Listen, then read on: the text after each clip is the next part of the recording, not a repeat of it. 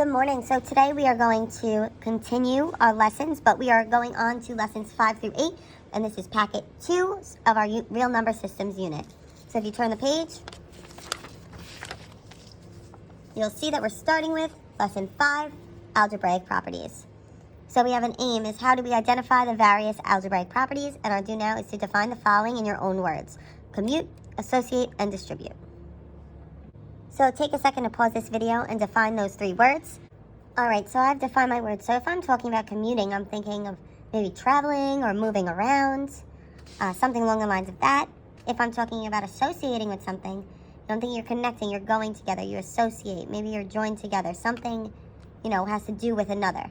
And then distributing, I'm thinking if you distribute something, you give it out evenly. If I distribute a worksheet to the class, every person in the class is getting one worksheet to just give out or distribute evenly. So today what we're going to do is we're going to define these properties and what they mean in algebra. So the first thing that we have is we have the commutative property. So if you think of commutative property, it's some traveling, moving around, and that's exactly what it is. And when we're talking about this property, there are 2 separate kinds. There's a commutative property of addition, and there's a commutative property of multiplication.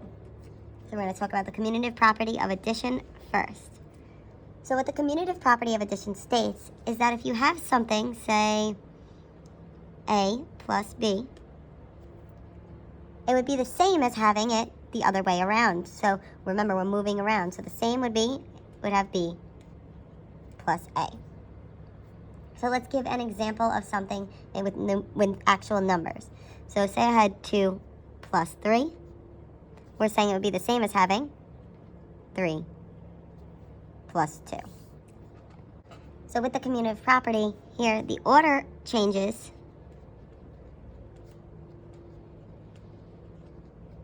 but the answer stays the same, because 2 plus 3 is really 5, and 3 plus 2 is 5 also. All right, so then we have the commutative property of multiplication, which is very similar. It's basically stating that A times B is the same as B times A.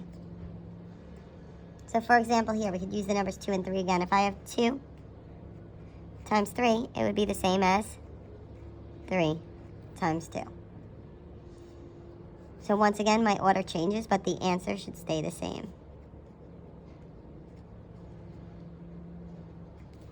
So for example, 2 times 3 is 6. It would be the same as 3 times 2, which is 6.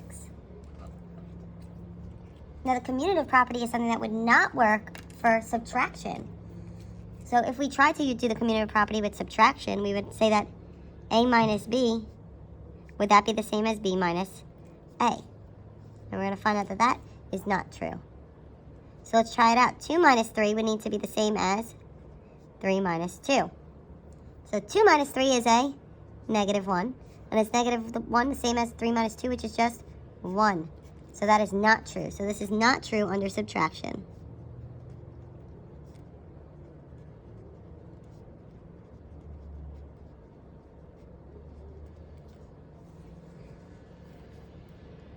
So then the opposite of multiplication would be division. So that would be trying to say, is A divided by B the same as B divided by A?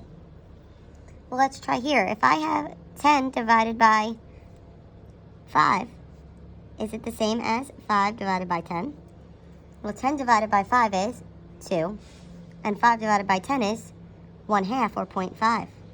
So are those the same? Absolutely not. So it's also not true under division. So the next property that we're going to talk about is the associative property. So when we're talking about the associative property, we're going with things that go together. So for the associative property, we're talking about grouping certain numbers or variables. So what the associative property means is that A plus B plus C, if you're doing order of operation where A plus B comes first, it's the same as doing A plus B plus C first. All right, and we could do an example of that with numbers as well. So if I do 1 plus 2 plus 3, And 1 plus 2 is multiplied first. It should be the same as 1 plus 2 plus 3. And we can check that and try that out. 1 plus 2 gives me 3. So then I have 3 plus 3, which gives me 6. So now it should be the same as this. Well, let's look at the other side. So 2 plus 3 is 5. And 5 plus 1 gives me 6.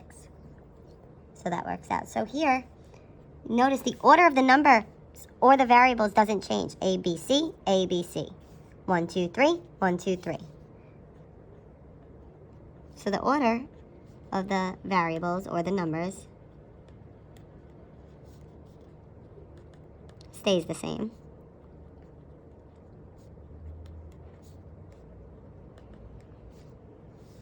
But what happens is the grouping or the parentheses changes.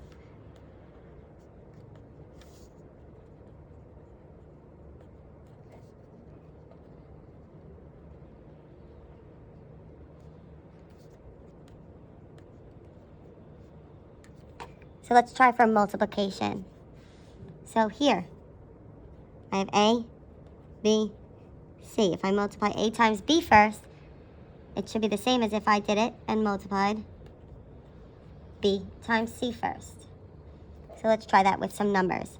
So we'll do 1 times 2 times 3. Should be the same as 1 times 2 times 3. Notice letters stay in the same order and numbers stay in the same order, just the grouping that changes. So here, 1 times 2 is 2 times 3, which gives me 6. Here, 2 times 3 is 6 times 1, which gives me a 6. So once again, the order of the variables / numbers stays the same.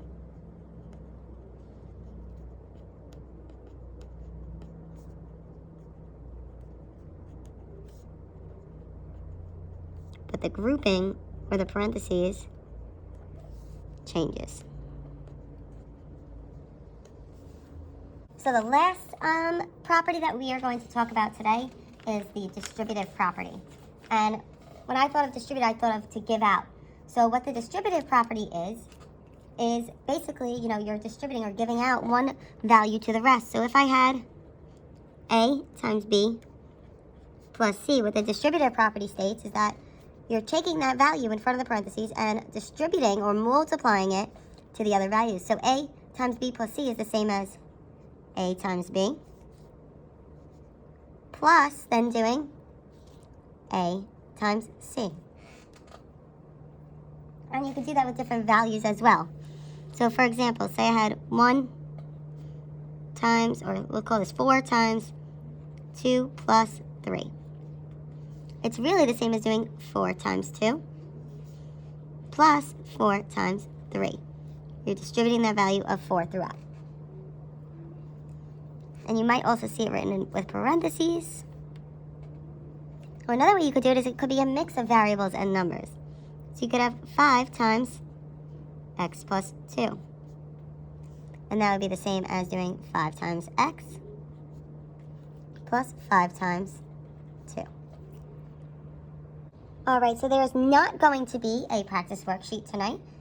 So great job taking your notes. If you have any questions, please comment them on this video or on the Google Classroom.